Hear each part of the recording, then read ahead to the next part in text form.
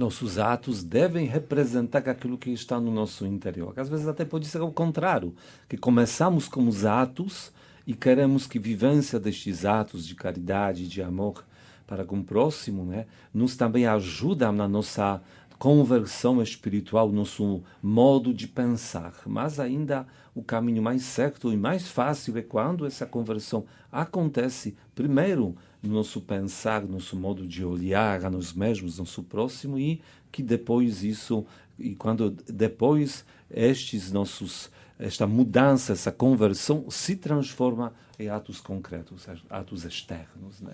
Na Bíblia, estudando, então, eu vi que uma das coisas o único momento em que os apóstolos chegam diante de Jesus e pedem para que Jesus ensine alguma coisa a ele, é quando os apóstolos estão diante de Jesus e pedem, ensina-nos a orar, né? E aí achei isso muito bacana, porque que pedido que eles fizeram para Jesus, né? É interessante que, então, Jesus vai... a gente está falando da oração do Pai Nosso, né, que está lá no livro de Marcos, né, capítulo 6, do 9 ao 13, Jesus ensinando os apóstolos como orar, né? Então, ele vai dar uma série de recomendações. Entra no teu quarto, né, e fala do teu Pai, não utilize muitas palavras, e vai falar a oração do Pai Nosso. Mas uma coisa me chama a atenção, porque logo em seguida, quando ele termina a oração do Pai Nosso, que termina no versículo 13... O versículo 14 e 15, ele vai chamar a atenção sobre a questão do perdão, né? E vai falar assim, se vós não perdoares os seus irmãos, tão quanto o Pai que está no céu também não os perdoará. Então, assim, dá atenção à importância que Jesus dá a esse ensinamento, né? Ou seja, que devemos perdoar. Uhum. E acho que isso é um ponto assim, importantíssimo para a nossa vida, né? Perdoar muitas vezes não é fácil. As pessoas acham que perdoar é uma coisa difícil. Então eu queria que o senhor pudesse, assim, dentro de uma reflexão, falar para a gente como perdoar dessa forma como Jesus está nos convidando, porque, de certa forma, ele bota até um condicional, né? Se nós não perdoarmos, nós também não seremos perdoados. É verdade. E eu vejo que são poucos momentos onde Jesus procura de ser muito exato e não só abordando uma questão pelo lado positivo, indicando uma coisa, mas também pelo lado negativo, meio que proibindo outro procedimento, como aqui. Ele fala, perdoai porque isso é certo, e por outro lado ele logo fala, e se não perdoar, isso vai trazer para você um problema, né? Ou seja, enfático, né? Exatamente.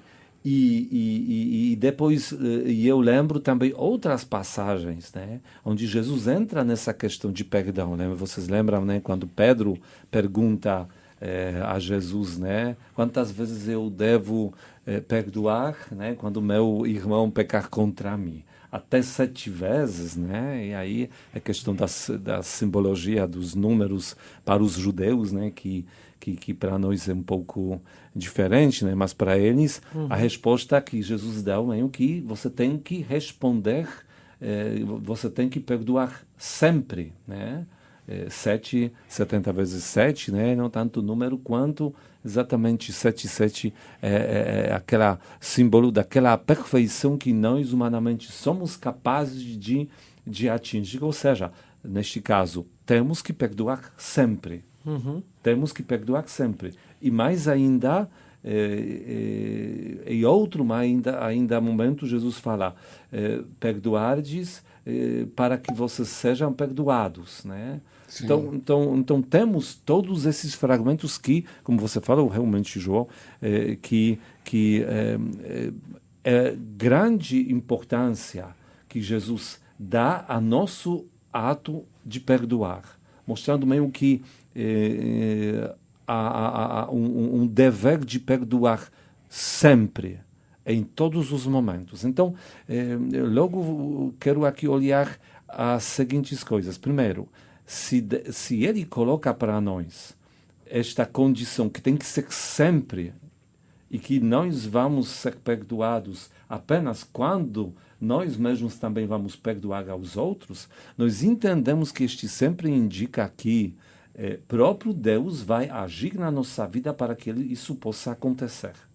Porque nós entendemos que se fosse apenas uma indicação meio que sugestão para que a gente tente fazer o melhor possível, não teria todo este peso em cima do perdão.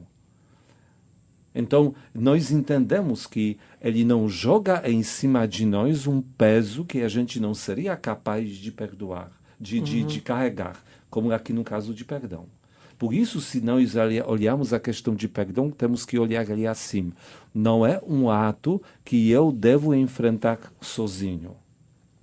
Eu compreendo que humanamente, como você falou, João, é muito difícil. E é.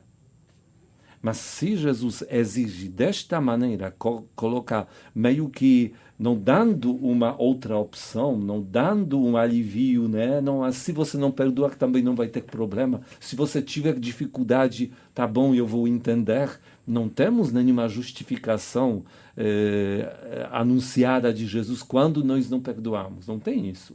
Sim. Ao contrário, né? É muito claro que ele está dizendo: tem que perdoar para ser perdoado. Tem até a passagem que ele fala: bem-aventurado os misericordiosos, porque alcançarão misericórdia. Entra tudo dentro é algo muito sério, né? Vamos dizer assim. Isso. Por isso eu repito de novo: este ato, nós compreendemos, deve ser um ato no qual a minha vontade e meu esforço vai se encontrar com a graça de Deus.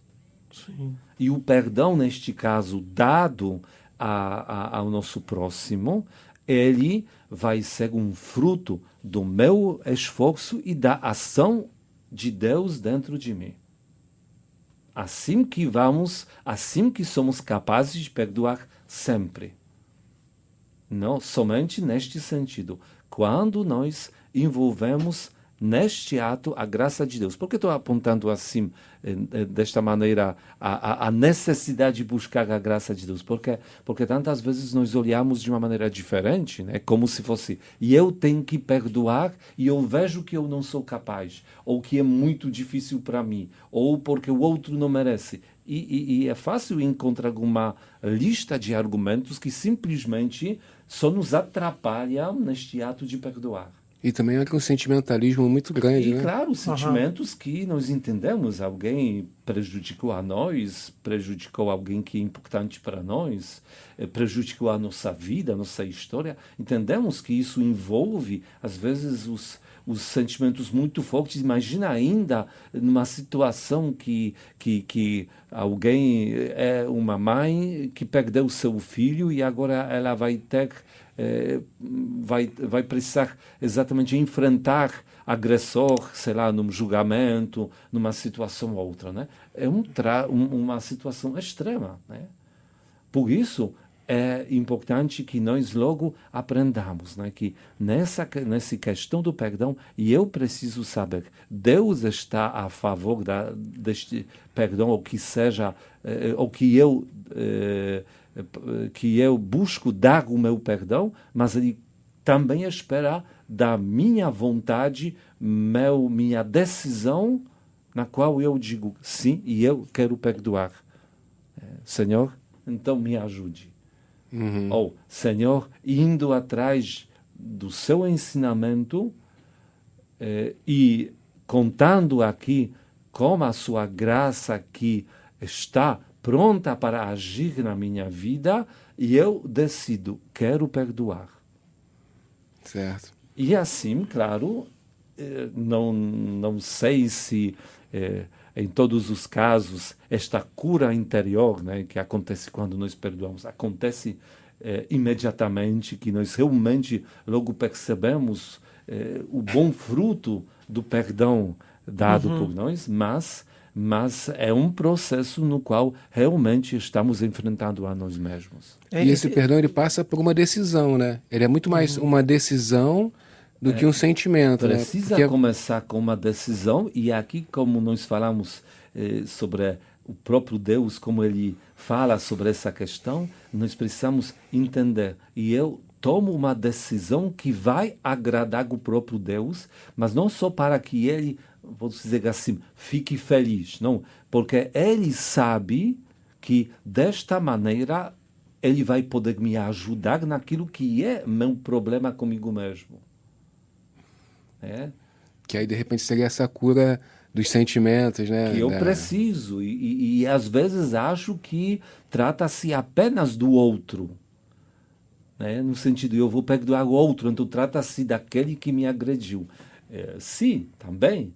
Mas nessa reflexão do próprio Jesus, nos leva a compreendermos que trata-se também daquilo que nós precisamos. Ou seja, nós precisamos dar o perdão para o nosso próprio benefício, para o nosso bem, para que possamos receber o fruto deste ato de misericórdia, de amor para com o nosso próximo. Né? E, ainda mais, este ato abre a porta para que a misericórdia de Deus possa agir em nós de uma maneira ainda mais ampla, maior. Inclusive, Dom Tiago, aproveito aqui para falar com os ouvintes que nós temos um vídeo gravado, eu e o Marcos gravamos há um tempo atrás, A Cura pelo Perdão Comprovada Cientificamente, que é um estudo de um professor da Universidade de Stanford, nos Estados Unidos, que fala sobre os efeitos benéficos para a nossa saúde. Sim, sim. Um médico até fisicamente. Fisicamente falando, né? Então, quando nós então indicamos, né? Mas ainda voltando ao Pai Nosso, terminando aqui nosso programa, né? Que eu não sei se todos os ouvintes que rezam diariamente, acredito Pai Nosso, se darão conta que todo dia falam com Deus para que Ele nos perdoa da mesma maneira como nós estamos perdoando ao nosso próximo. Ou seja, o perdão que nós queremos receber está condicionado com o perdão que nós estamos ou não dando. Sim. O próprio Pai Nosso já está nos explicando. Perdoai as nossas ofensas, assim como nós perdoamos. Né? Assim, quer dizer, tem aqui uma ligação. Podemos dizer que perdoar salva? Com certeza. Baseado nessa passagem. Assim nós temos que entender. E falando em geral sobre esse ato, né, de ensinar a oração, é bom lembrar que o próprio Pai Nosso, além de ser uma oração em si, nós usamos ela, né, é também um padrão de oração. Porque quando Jesus ensina a orar, né, ele, com esta oração, quer nos dizer, a nossa oração tem que ser assim, como o Pai Nosso. Por isso, se nós queremos nos aprofundar na nossa oração, buscar talvez uma perfeição na nossa oração, é bom olhar ao Pai Nosso também neste sentido. O que Jesus está me ensinando? Como que eu tenho que me dirigir a Ele? Como que eu tenho que ver o próprio Deus? Como isso? Como que eu tenho que ver meu próximo? E uma coisa, terminando, que eu percebo que muitas das vezes pessoas rezando nem se deram conta, é uma oração que Jesus nos ensina em plural. Não é Pai meu que estás no céu. Não se fala o pão meu de cada dia. É nós. Ou seja, você quer rezar bem para agradar o próprio Deus e conseguir, reze em plural, por você e pelos outros. Amém. Louvado seja nosso Senhor Jesus Cristo. Para sempre seja louvado.